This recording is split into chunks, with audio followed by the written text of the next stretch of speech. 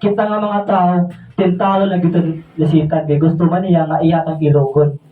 Kaya nasahib man ta, ang tao, gidong talisitan kay tungod kay ang tao, adun na pa'y paglaog. Mo na nga suko siya sa mga tao. Kaya bisat ko ang tao, unsa kadako, kagamay na sila, pasayloon pa sa Diyos, samtang buhi pa. Pusisitan kay diri naman, wala mga mong na siya. Kung magpaamog ka, go. Bantay gamingon ka, Lord, arang inita, tabangin ko. Jesus, you're the only one that I could live for. One way, Jesus. Hearing word na truth. Kung sa'yo sa truth? Tinood, but tinood. So, makiksuunan. Kung unsa, pagbuton ba si Kristo? Dili. Di ba? Kita pagbuton. Kita mga tao. Ang tulong sa Diyos naghapsay. Amen. Nagsulti og insakto. Apan lang. Kining mga tao nga nagdala sa tulong sa Diyos. But-buton. Gigaba-gamaan ang ilang galing explanation. Ilang opinion. That's why dagan ang mga tao nga nalingla sa mga sayop ng mga pagtulutan. Kaya gipaira nila ang ilang kaugalingong kaalam. Huwag minamot po boy. Bible among gigamit. Proud me. Diba? Proud me. Pero ang ilang pagka-proud, tawang o sayang atubangan sa Diyos. Amen. Kaya tungkol kay dili, tinuod ang ilahang gipang tudlo. Although pulong sa Diyos, nag-ingon, pagani, ang pulong sa Diyos nga sa diha nga, gitanom na, gibugas na ang binhi sa kinabuhi sa katawon. Anada yung si Satan nga andam nga muilog sa pulong sa Diyos nga ilahang dunggan. Wala untay pagigbisog sa pagtuo kung walay sayop na pagtulunan. Tungod kay adunay sayop na pagtulunan, makigbisog ang tinuod nga pagtulunan. Busa karon makagsuunan. Kani atong pagpangalagad karon. Susihan niyo pag-ayo kung sulti tinuod pa ang gipang sulti sa inyong pastor. Basta nagpataka o yawit inyong pastor nga ang naminaw gayang-wayang wala po. Naghataw og verse ang pastor nga wala ninyo basaha sa naminaw ingos lang tinuod jud di ay. Pero dili di ay.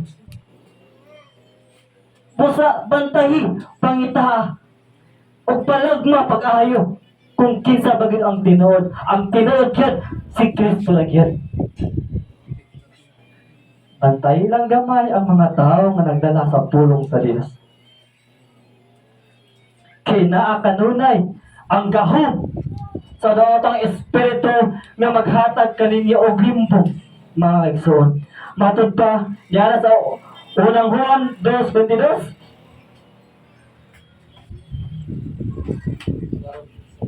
Nagayon?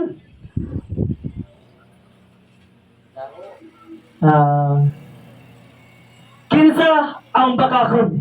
Ganyan eh. So, kinsa ang bakakon? Siya nga nag-ingon nga si Jesus dili mao si Kristo.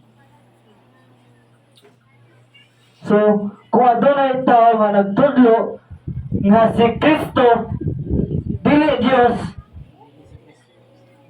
bakakon so, mao kini ang mga anti-Kristo.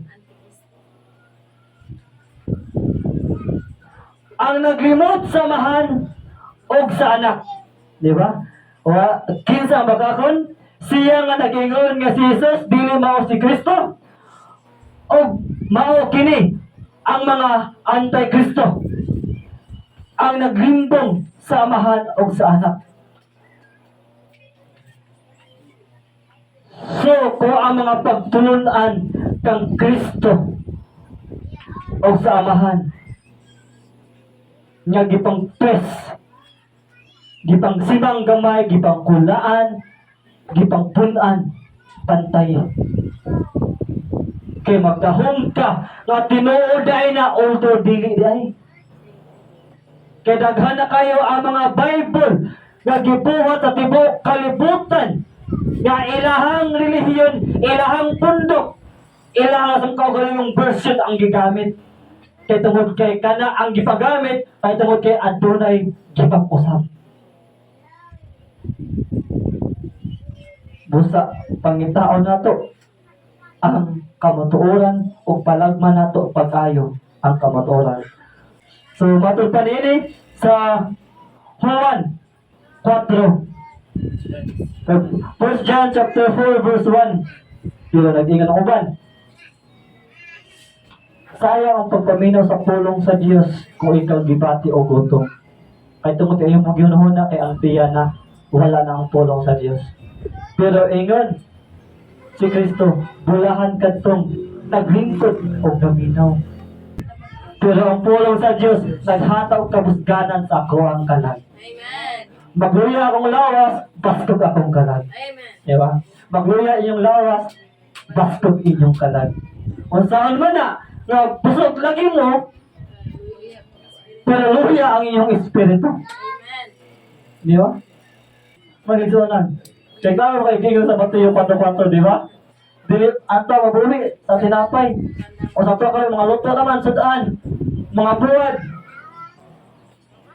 Kundi ang pulong sa Diyos. Amen. So balik tayo magigsunan. So ingon sa unang Juan 4, sa gayon, mga hinigugma, ayaw ka mo pagtuo dayon sa mga tao nga ngayon nga ang ilang gitudlo gikan sa Espiritu Santo. So ganun ba? So kita dili kuno ta diha dayon nga motuo sa ilang gisulti. Sa mga nagsangyaw, manito si mga balay o sa mga kadalanan. Lantaon ninyo kung insakto tinodog gikan ba na kang Kristo. Susiya pagayo. Ingo pa nini. Kundili. Susiya una ninyo ang tinuod. Susiya una ninyo kung tinuod ba ang ilang ginatudlo. Gikan kayod sa Dios. So mga igsunan, walay sala sa pagpaminaw sa ilang gipagsulti. Sa diyang man nakadungog ka, mahimong sala, kung ikaw sa imong kagalingon, dili kayo mo susi. Niya sa dinasay ko sa kamatuoran, kung matalo ilang gisulti, tinod ilang gisulti, kung sino pagsusi, ipadayon. Encouragement. Iba niya nga, dili basta-basta. Kay daghan ng mga mini, nga mga propita, ang midagsang sa kalibutan. Ang paagi nga mahibaluan ninyo kung ana gayud kanila ang Espiritu sa Dios mao kini. So mailhan nato kung tinuod ang ilang gisulti. So kaya gisulti ni mao kini. Kung maila nila si Kristo nagpakatao, ang Dios mao ang nagsugo kanila. Apan ang wala mo ila nga si Kristo nagpakatao, ang nagsugo kanila dili mao ang Dios kundi ang espiritu sa Anti-Kristo. Nadunggan na ninyo nga moabot kini o aniya na kini sa kalibutan. Apan mga anak ko, kamo iya sa Dios og nadaog na ninyo ang dili tinuod nga mga propeta. Kay ang Espiritu Santo nga naa kaninyo mas kamahanon pa kay kang Satanas nga nagagahom sa mga tao sa kalibutan. So side bagud ta nga aduna ni mga antichrist. Di ba? Nagbuhat na sila og mga video nga ang Bible ilang gigisi sa tubangan o ilahang gitawon. Kaya kung naa pa daw si Kristo, wala na unta nagkalisod ang mga katawan. Wala untay gupot. Kung ana pa si Kristo, wala untay panagalisay. Kung naa pa si Kristo. Kung naa pa daw si Kristo nga nang daghang mga tao nga iyang gipasagdan sa kadalanan. Kanang limos. Yeah. May nga ba sila nga sisitan di madawtan. Magtambag naman ninyo. Kung inyo bang tumanon o dili. Gisupak gani niya si Kristo. Kita nga mga tao, tintalo na gito lisitan. Kaya gusto man niya nga iyatang ilugon. Kaya nasahib man ta, ang tao, gitong talisitan, kaya tungkol kaya ang tao, adun na pa'y paglaog. Mo na nga nasuko siya sa mga tao. Kaya bisat ko ang tao, unsa kadako, kagamay nga sila, pasayloon pa sa Diyos, samtang buhi pa. Pusisitan kay dili naman, wala mga mong na siya. Kung magpaamog ka, go. Bantay gamingon ka, Lord, arang inita, tabangi ko. Bus ang gusto sa Diyos, pangitaon na to ang kamatuoran. Kung magkinabuhi ka nga sayop nga pagtulunan, naara na nimo, o naara na nato. Mubalin ta sa sayop, kay tuway nice, tuway enjoy, tuwa tanan. Ato ka, ay tangabong. Yeah. Kung gusto ka mahiagom sa lina nga palayo, go! Busa, palagmi pag-ayo ang imuhang pag tuod diha kang Kristo sa mga pagtulunan kung tinuod ba o dili. Wala may sayop kung nakasasay mo pagtulunan na iwang tuliran. Kung pastor ka na nagtudlo og sayop, tulira kung isak para may mong isakto. Kung membro ka nga nagpapili na sa sayop, mabalihin ka, mangita ka, kaya alaot ang imuhang kinabuhi. Busa, bantay.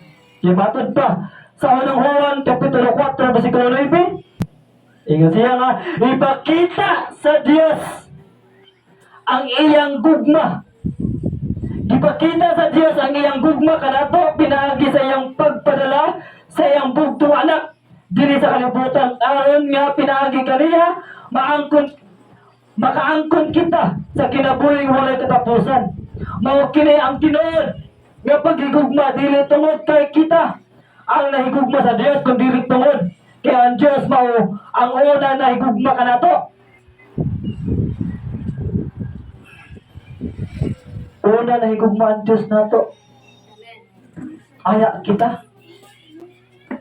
Busa tungod kay nahigugma ang Dios kanato. Busa palagmi pag-ayo ang atong pagtulunan diha kang Kristo.